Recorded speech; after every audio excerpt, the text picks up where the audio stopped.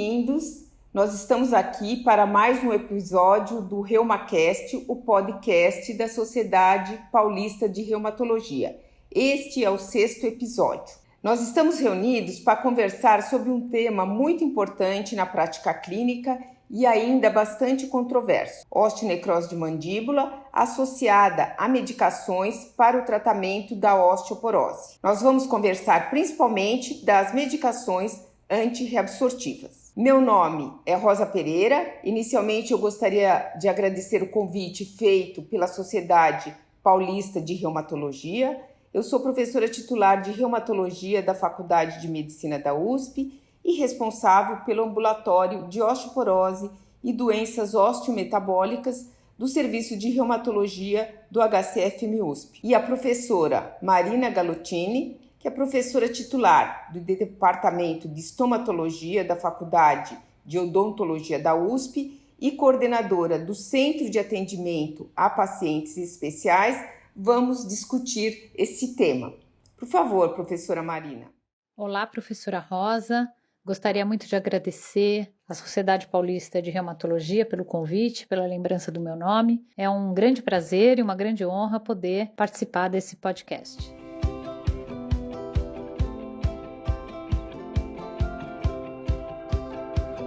A gente sabe que a osteoporose é uma doença bastante prevalente, afetando principalmente mulheres na pós-menopausa e homens idosos, resultando em fraturas que diminuem a qualidade de vida, tornam os indivíduos dependentes e aumentam bastante o risco de morte. Está bem estabelecido que as medicações antirreabsortivas, elas são efetivas para prevenir fraturas osteoporóticas. No entanto, na prática médica, na prática clínica, nossos colegas dentistas se encontram muitas vezes em decisões difíceis quando esses pacientes, tomando as medicações antirreabsortivas, elas requerem tratamento dentário invasivo. Isso porque existe um risco de osteonecrose de mandíbula, que é um efeito colateral muito raro, mas grave, associada com o uso dessas medicações e também de outras medicações, por exemplo, para tratamento de câncer,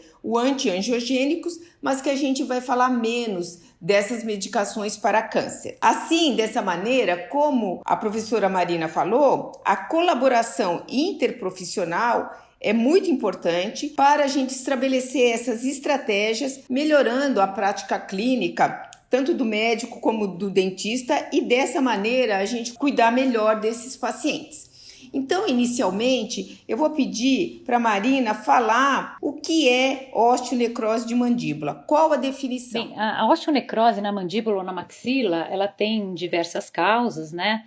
Desde interrupção do suprimento sanguíneo, trauma, infecção. A osteonecrose relacionada ao uso de medicamentos, ela foi até que recentemente descrita, né?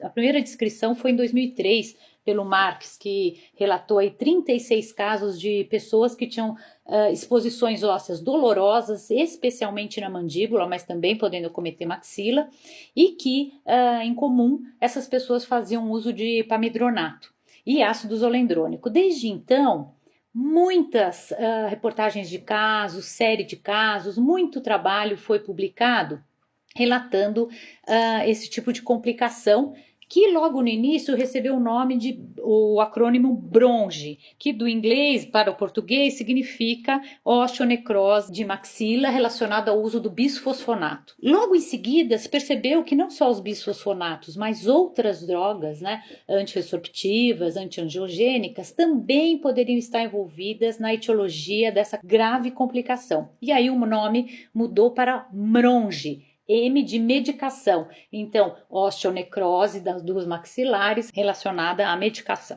A Sociedade Americana de Cirurgia Oral e Maxilofacial, ela lançou uma definição de osteonecrose por medicamento, que até hoje é usada, onde ela define que essa osteonecrose como um osso exposto, e aí entenda-se aquele osso que pode ser inclusive sondado através de uma fístula intraoral ou extraoral, na região maxilofacial, né, que persiste por mais de 8 semanas em pessoas que estão fazendo tratamento ou que já fizeram tratamento com agentes antirresorptivos ou antiangiogênicos e sem histórico de radioterapia ou doença metastática evidente nesses maxilares. Então essa seria a definição clássica de MRONGE, que é a osteonecrose dos maxilares por medicamento. Aí eu queria perguntar para nós, reumatologista, ou mesmo para o dentista que não está tão acostumado, como que a gente pode desconfiar que esse paciente ele tem? Como que ele se apresenta para a gente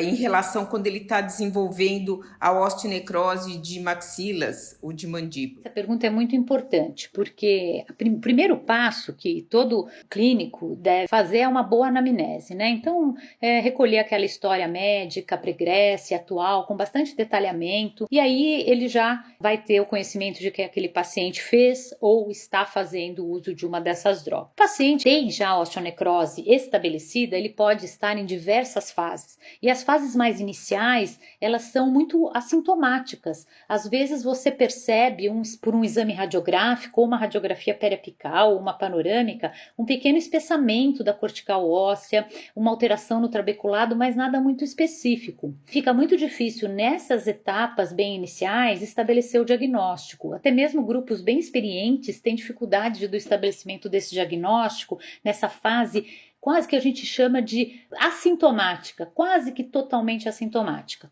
Com o caminhar da osteonecrose, infelizmente vai se tornando mais fácil o diagnóstico, porque ela cursa com dor, né?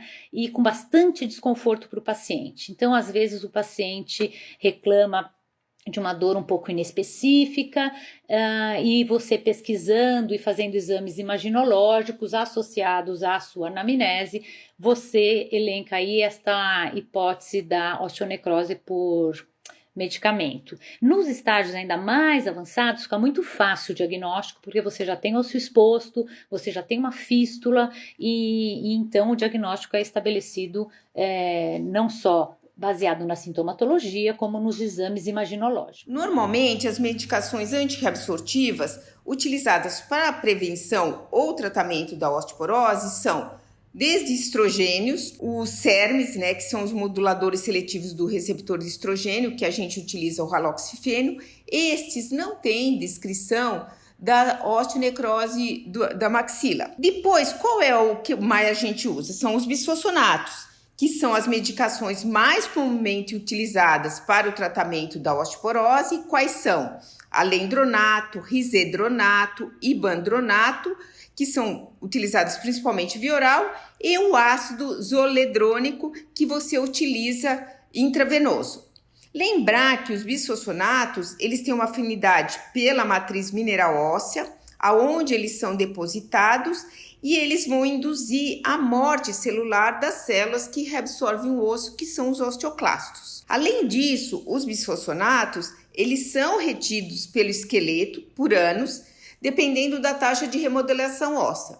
E a ação desses medicamentos, ele pode durar meses ou até anos após suspensão, se o remodelamento for muito baixo. Lembrar que mais recentemente, então mais recentemente, mas mais do que 10 anos, outra medicação antirreabsortiva que nós estamos utilizando com muita frequência é o denosumab, que o nome comercial é o Prolia, o farmacológico denosumab, comercial Prolia, que é um antirreabsortivo, mas ele é diferente, é um anticorpo monoclonal diretamente contra o ligante do RANKI, que ele vai inibir a atividade e a diferenciação dos osteoclastos e dessa maneira vai diminuir a reabsorção óssea, mas ele não induz a morte celular dessas células. Ele não vai se acumular no esqueleto e o seu efeito cessa rapidamente após a descontinuação do tratamento e pode ter, por causa disso, um efeito rebote e desta maneira pode aumentar o risco muito importante de fraturas,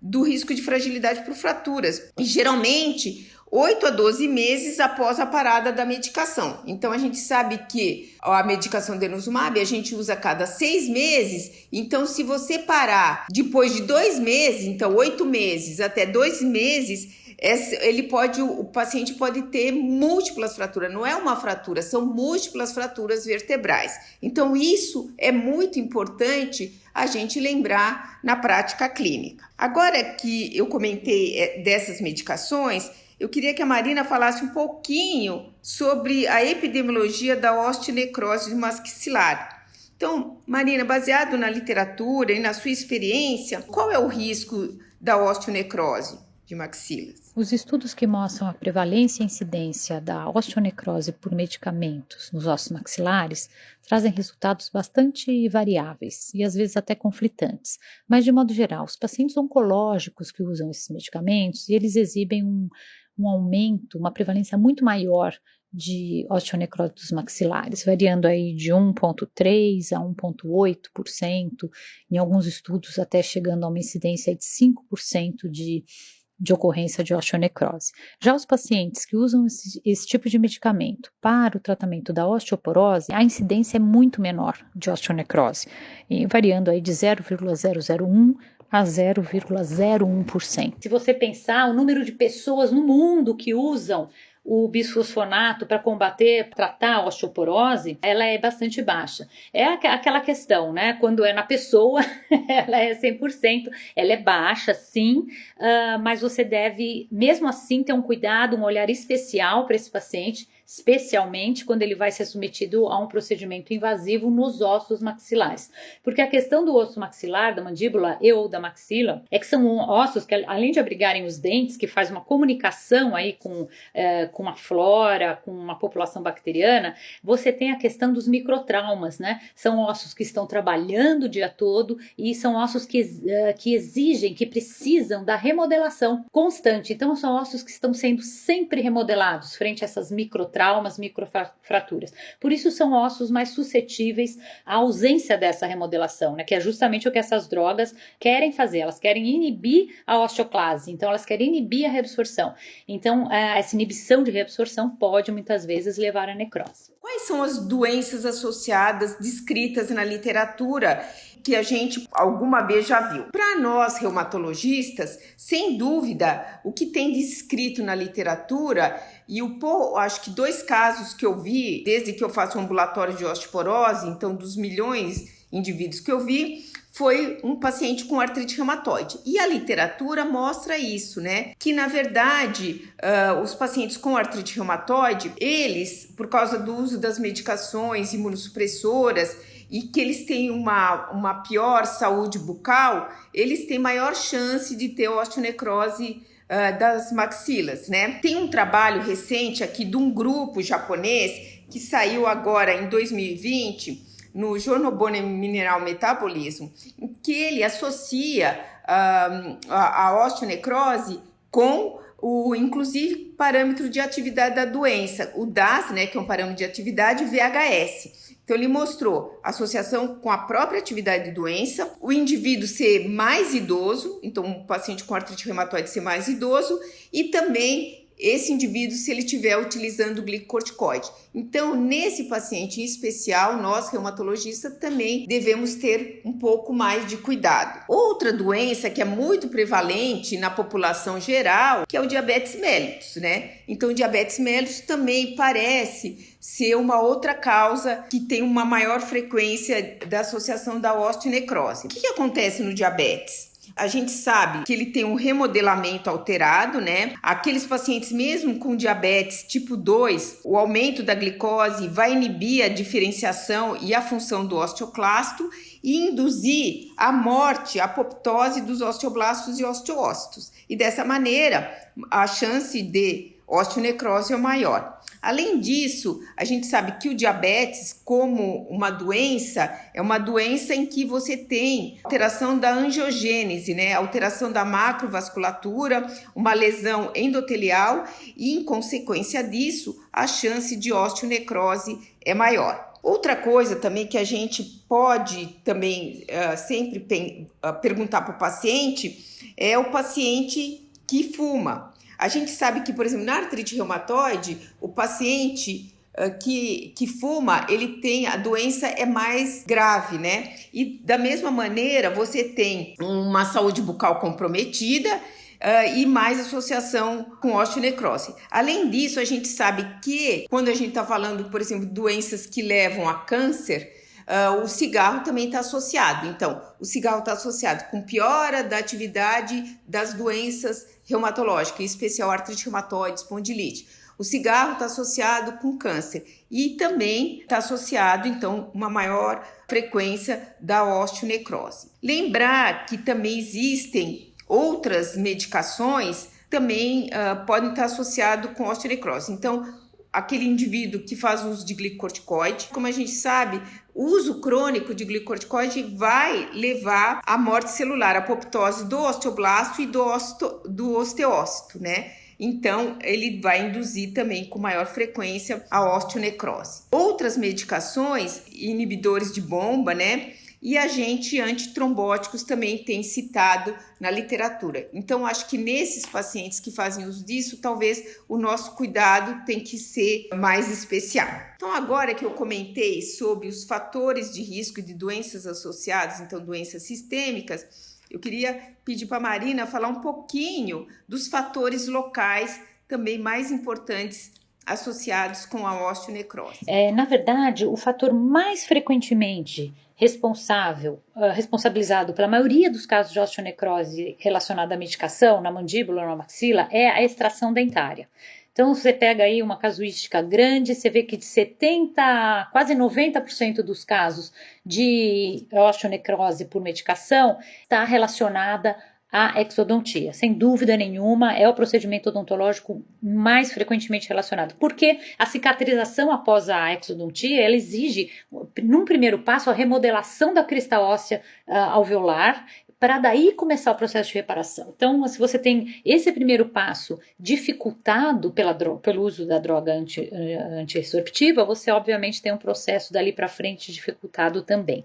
Mas não é só a exodontia, tá? Na verdade, existem outros fatores. A própria infecção periodontal é considerada um fator de risco, porque a gente sabe também que a gente pode ter uma ação aí do bisfosfonato de promover senescência prematura de queratinócitos na mucosa, dificultando cicatrização de feridas. Então, se a gente também imaginar que a doença periodontal ela faz necessária uma cicatrização de tecido mole para se reparar, você pode também ter aí uma porta de entrada para infecção óssea, mesmo quando não há exodontia. Por exemplo, o implante também a colocação de implante ósseo integrado, implante dentário, ele pode ser também um gatilho, ele pode ser uma intervenção que leve à osteonecrose da mandíbula.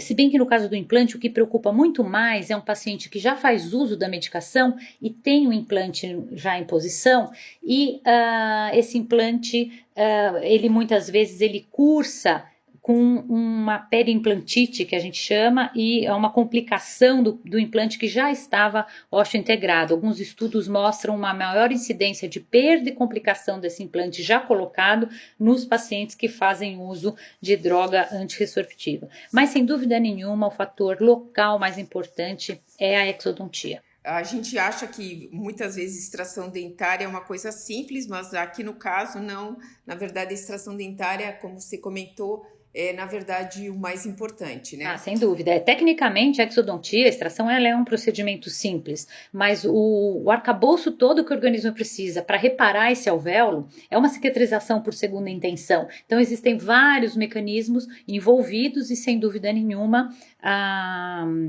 o paciente que faz uso da medicação antirresorptiva fica com todo esse mecanismo bastante prejudicado. E, Marina, uma dúvida. Tem algum local, por exemplo, a extração de dentes mais em alguma posição que é maior, por exemplo, o dente mais atrás ou o dente da frente? Como é que é? Ótima pergunta, eu até esqueci de falar. Na verdade, você tem sítios muito mais propensos a ter uma osteonecrose, mesmo em situações usuais, sem que o paciente faça uso da medicação. Mas um paciente ainda com osteoporose, que faz uso da medicação antirresorptiva, a mandíbula, o corpo da mandíbula, ele é muito mais suscetível do que a maxila, que é um osso alveolar, regular, mais plástico e que se repara com mais facilidade. Mas, sem dúvida nenhuma, as regiões de osso denso e também as cirurgias que acarretam maior trauma para a remoção do dente são mais suscetíveis. Então, aquele dente multiradicular, onde você tem que usar outras técnicas, que não só o fórceps, mas você precisa intervir mais invasivamente para remover, sem dúvida nenhuma, são situações que impõem maior risco, sim, e maior chance do desenvolvimento da osteonecrose. Você está gostando do nosso ReumaCast? Então espera um pouquinho que o episódio já volta. Agora, eu quero te convidar para um dos maiores eventos da reumatologia de todo o país, o Encontro de Reumatologia Avançada de 2020. Ele está com inscrições abertas. E o melhor é que você vai acompanhar as principais atualizações do universo do reumatologista no conforto da sua casa. O EERA 2020 será totalmente virtual entre os dias 10 e 12 de dezembro e terá grandes especialistas da área. Acesse era2020.com.br e confira a programação completa. Esperamos você por lá. Um abraço.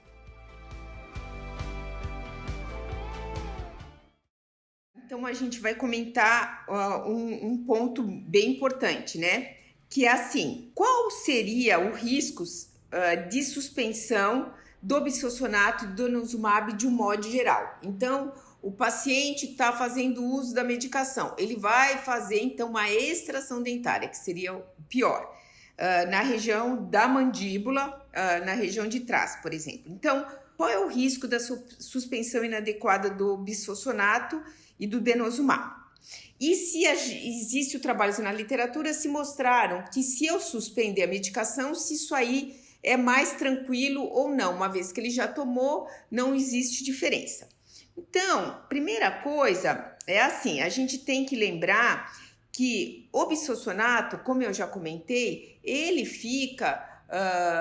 pode ficar bastante tempo no osso. Então, se você está usando bisfosfonato e o paciente está mais ou menos bem, depois não tem fator de risco, já melhorou, depois dos 5 anos você pode dar uma pausa da medicação, que a gente chama de drug holiday, tá? Então, o bisfosfonato, a gente pode fazer isso sem grandes problemas e avaliando o paciente. Diferentemente, o denosumab, como ele é uma medicação que na hora, ele é um anticorpo monoclonal, na hora que eu paro, ele vai ter um efeito rebote, então a chance de fratura é muito grande. Então, o que faz na prática clínica nós já está bem estabelecido, você não pode suspender o denosumab sem dar uma outra medicação. Quando você suspende o denosumab, você precisa introduzir um bisfosfonato, senão tudo que você ganhou você vai perder, e o problema não é isso, você perdeu. O problema é que a chance de fratura e de múltiplas fraturas vertebrais é muito grande. Então, o que diz a literatura? A literatura fala assim, o último consenso, inclusive o consenso aqui da Sociedade Brasileira da Sociedade Brasileira de Endocrinologia, junto com a Sociedade de Estomatologia e Patologia Oral e a Associação Brasileira de Avaliação Óssea, ele mostra que não existe muito benefício em você suspender a medicação como prevenção da osteonecrose de mandíbula. Como eu falei, a gente tem pouco, a gente ainda não sabe, a gente não tem, isso não é muito certo, mas os últimos guidelines falam isso, que parece que não existe benefício em você suspender a medicação. Saiu agora um consenso também italiano em que ele fala assim, olha, você não pode suspender de nenhuma maneira do denosumab. Então, o que você poderia fazer? Talvez você pudesse fazer a manipulação dentária no período, por exemplo, você tomou o denosumab, você vai tomar daqui a 6 meses. Então, você poderia fazer a manipulação dentária, por exemplo, no 5º mês até o 7º mês e atrasar um pouquinho. Isso é o consenso italiano, que tinha um consenso que agora acabou de sair, e é o consenso também da Sociedade Europeia. O nosso consenso, a gente nem comenta isso.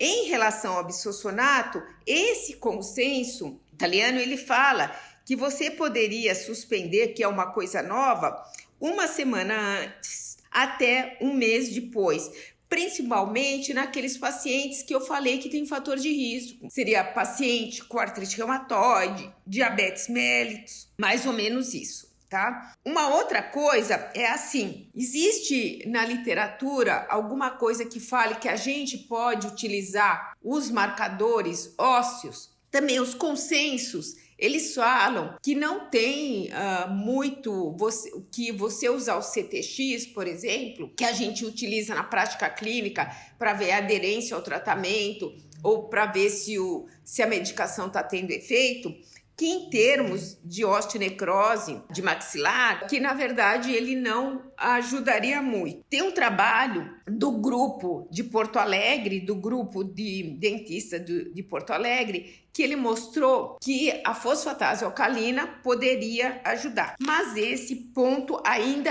é muito controverso. Então agora eu vou perguntar para a Marina quais seriam as estratégias para prevenir a osteonecrose de maxilares em pacientes fazendo uso dessas medicações. Como que a gente faz a cirurgia, os dentistas, né? Se usa antibiótico, o que a gente poderia fazer para, na verdade, diminuir a chance de osteonecrose? Acho que você tocou em pontos bastante importantes. Realmente não há evidência científica de que o drug holiday seria a suspensão 3 meses antes da exodontia, faz a exodontia, volta 3 meses depois, que foi preconizada pela Sociedade Americana de Cirurgia Oral e Maxilofacial, lá no início da descrição da doença.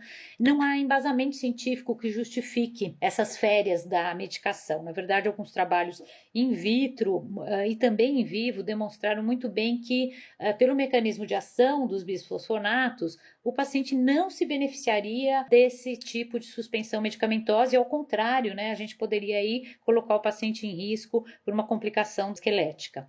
Então, acho que o primeiro ponto que tanto os médicos como os dentistas têm que pensar, que levar em conta, que é imperativo equilibrar o risco da osteonecrose causada por medicamentos contra os efeitos benéficos do tratamento, seja com denosumab ou com bisfosfonatos, né, na saúde esquelética daquele paciente. Cada caso tem que ser analisado individualmente. Então, neste caso, o denosumab ou o bisfosfonato é fundamental para a manutenção da saúde esquelética desse paciente?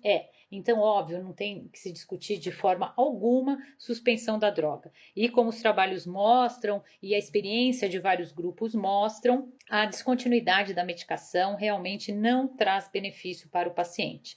O uso de exames complementares, como o CTX, também já está bem demonstrado que eles também não trazem informações adicionais importantes. Então, o que a gente preconiza é fazer aí uma cirurgia da melhor forma possível. E eu tenho alguns colegas cirurgiões que falam, é um absurdo você usar o termo cirurgia menos traumática, que não existe cirurgia menos traumática. Mas aí, respeitando os meus colegas cirurgiões, a ideia é sim fazer uma cirurgia pouco traumática e sim prescrever antibiótico de largo espectro para desde o início da reparação, para acompanhar todo o período inicial de reparação pós-exodôntica. E eu não sei se isso alivia um pouco, mas o que a gente tem visto também é que uma vez instalada a osteonecrose, ninguém quer que ela se instale, óbvio, mas uma vez instalada e aí por decorrência de uma exodontia ou de um outro procedimento invasivo, a gente tem visto que esses casos os cirurgiões conseguem resolver.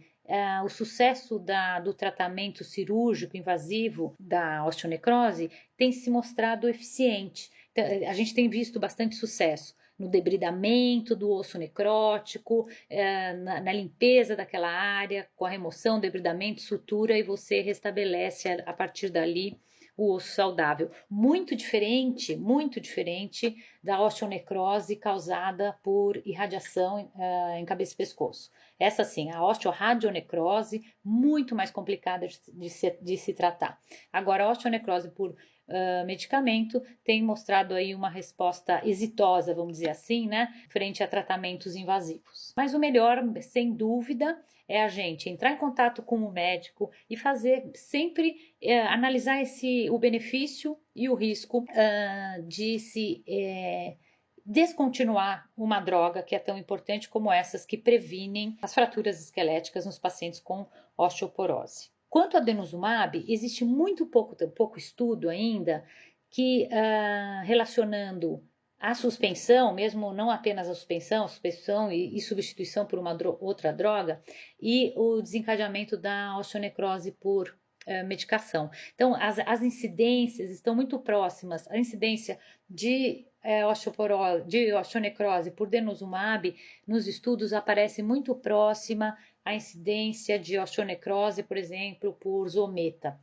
Então, mas existem poucos estudos, os dados são um pouco fracos ainda. Marina, uma outra coisa que eu queria te perguntar, que a gente lê nos consensos, no guidelines, o uso de antibiótico. Você recomenda sempre o uso de antibiótico antes de fazer? Como é que é? Na verdade, eu particularmente, nós temos até uma linha de pesquisa que trabalha muito em cima da ideia do antibiótico profilático, de como ele é mal usado, principalmente na odontologia. A gente, geralmente, para várias doenças sistêmicas, a gente tem inclusive alguns trabalhos prospectivos mostrando bem que o uso e tem toda a literatura acompanhando hoje em dia como esse uso de antibiótico profilático ele é disseminado e ele é mal empregado, resultando aí num monte de problemas, né, que a gente sabe, não só de resistência bacteriana, como efeitos colaterais para o paciente e também efeitos para o bolso do paciente. Então, muitas vezes em odontologia,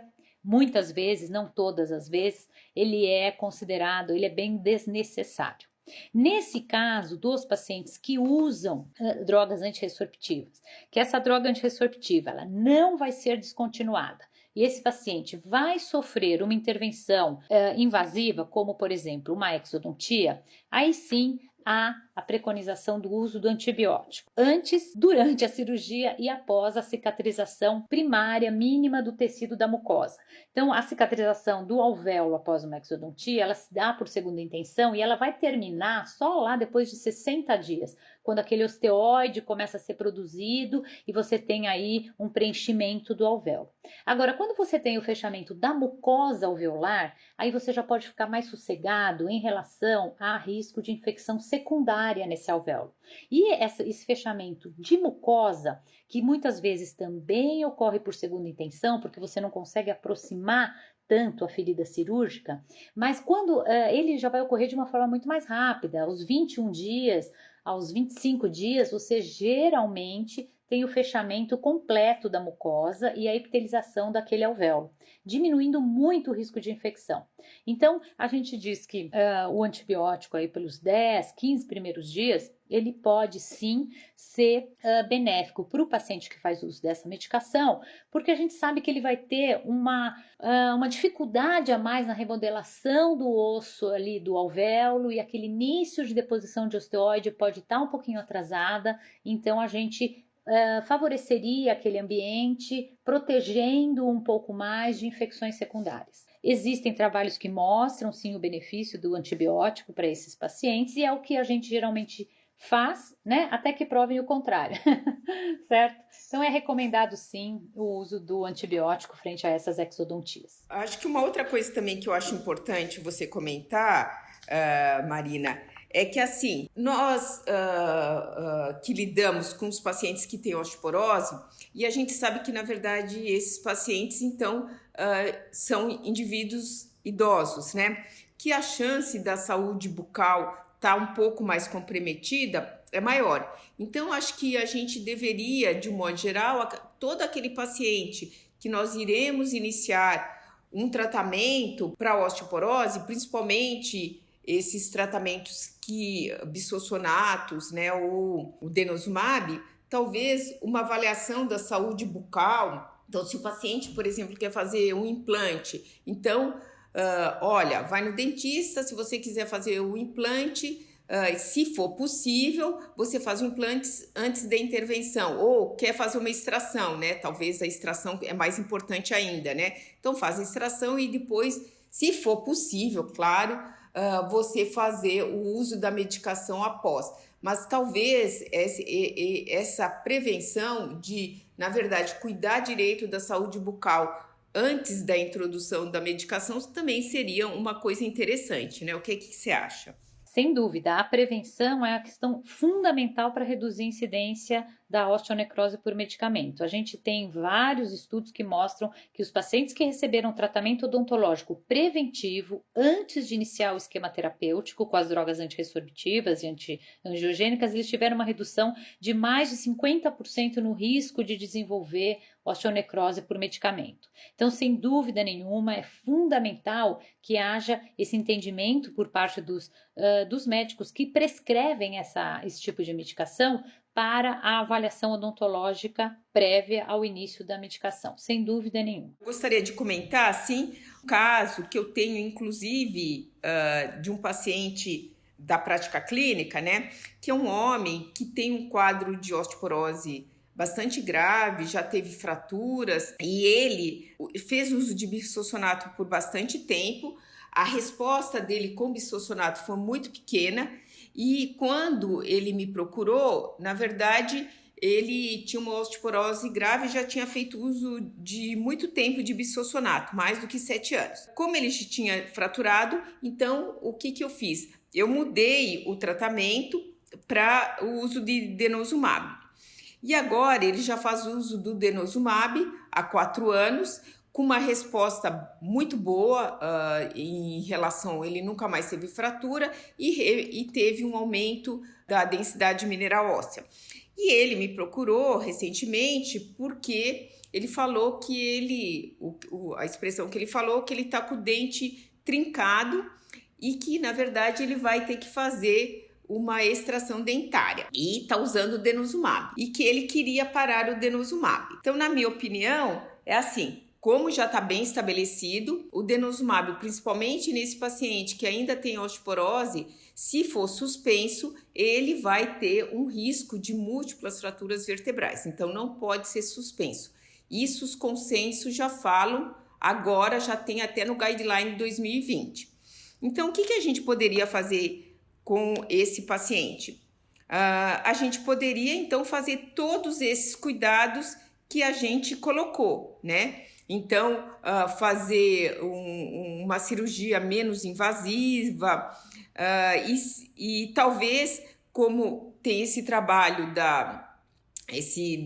do grupo europeu, talvez esse paciente, quando ele fosse fazer o denosumab, então, naquele 5º até o 7º mês, ele poderia fazer essa extração dentária, então ele teria aí 5, 6, 3 meses em que ele poderia fazer essa extração dentária.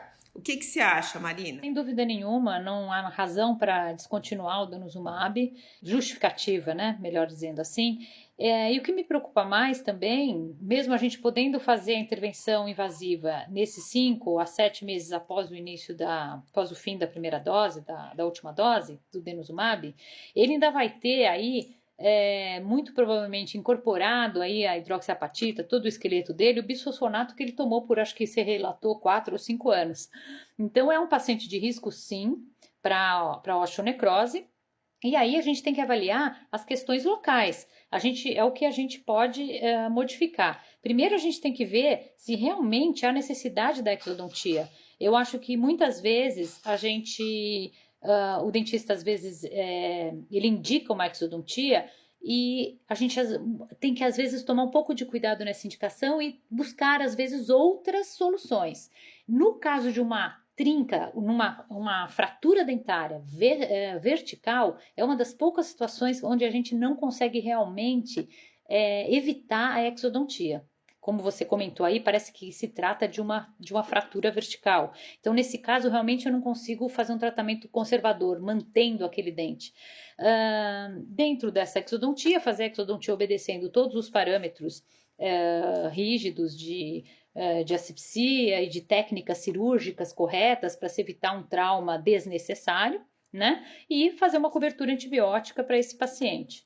E explicar para esse paciente, isso que eu acho importante, explicar para esse indivíduo que ele tem sim o risco de desenvolver uma osteonecrose do maxilar, mas que Caso isso ocorra, a gente pode depois intervir e tratar esta necrose com debridamento, com remoção, com sequestrectomia, com remoção do osso necrótico e muito provavelmente teremos êxito nesse tratamento. A minha sugestão seria essa, muito parecida com a sua. Normalmente, quando nós tratamos um paciente com osteoporose, então aqueles pacientes que não respondem aos bisfosfonatos, hoje em dia a gente realmente muda para o denosumab, porque a gente sabe que a resposta é melhor. Então, na prática clínica, a gente tem usado muito o denosumab. Quando o paciente, muitos pacientes, eles tinham osteoporose, tinham fratura, aí com o tratamento, ele volta ao normal, a densidade mineral óssea fica uma leve osteopenia, volta ao normal.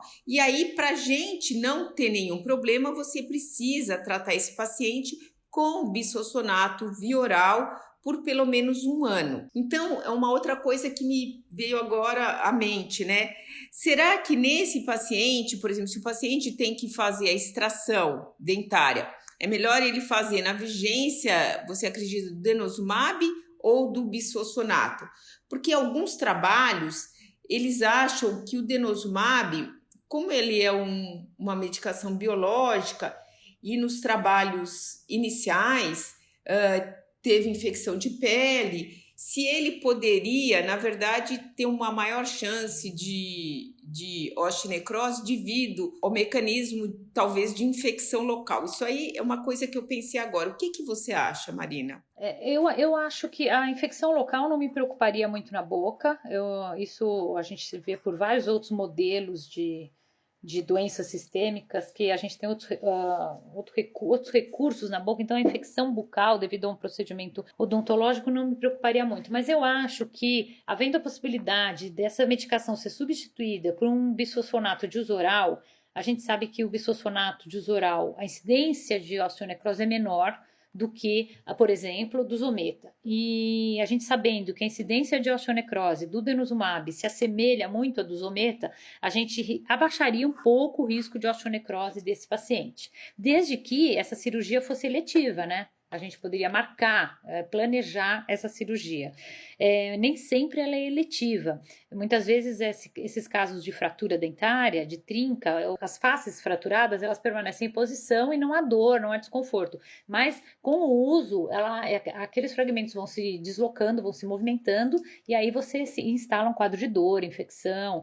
Então, muitas vezes são cirurgias que precisam ser realizadas prontamente.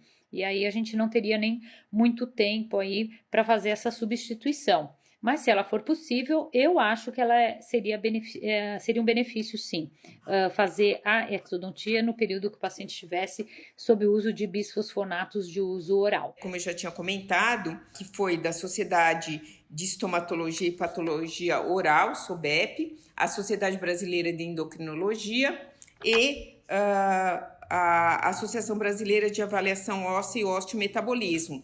Então, foi publicado agora em 2020. O primeiro autor, o sobrenome é Madeira, e saiu no Archives Endocrinology e Metabologia. E saiu agora, em agosto também, esse consenso também, que é o consenso europeu, e que deixa bem claro que você não deve suspender o denosumab se houver mesmo a osteonecrose de maxila e fala das alternativas. Então, eu acho que isso que é importante. Marina, você quer comentar mais alguma coisa? Eu, mais uma vez, quero agradecer aqui a oportunidade. Acho importante a gente falar sobre esse assunto, especialmente para ter essa troca entre os diferentes profissionais, ter esse cuidado com o paciente, né? Pensando muito na prevenção, no encaminhamento para esse paciente fazer um preparo odontológico pré-medicação, e os dentistas também se atentarem para o fato de não induzirem o paciente àquela fobia, vamos dizer, e tentar convencê-lo de que ele precisa remover a medicação, porque a gente sabe que a medicação é importante também para a manutenção da sua saúde esquelética. Então, acho que haver o diálogo entre os profissionais para que a gente possa elucidar e dar uma tranquilidade boa para o nosso paciente. Eu acho isso, assim, fundamental. Então, eu queria só agradecer mesmo essa oportunidade. Muito obrigada e parabéns aí pela iniciativa dos podcasts. Eu achei bastante bastante interessante e bastante adequado, né, para o momento que a gente vive. Então, eu queria agradecer novamente a professora Marina Galottini. Eu acho que é muito importante a gente ter uma dentista aqui conversando com a gente para várias coisas. Então, na reumatologia, a gente tem muitos pacientes com problemas dentários e aqui, paciente com osteoporose, esse diálogo é fundamental. Queria agradecer à Sociedade Paulista de Reumatologia. Queria agradecer, então, na figura do Marcelo Pinheiro, que foi o idealizador, né, desses ReumaCast, né? E agradecer também a possibilidade de estar aqui conversando com a Marina. Não conhecia a Marina, então foi um prazer muito grande e a gente pode pensar em futuras colaborações, né, Marina? Sem dúvida. Vamos fazer sim, acho que é importante.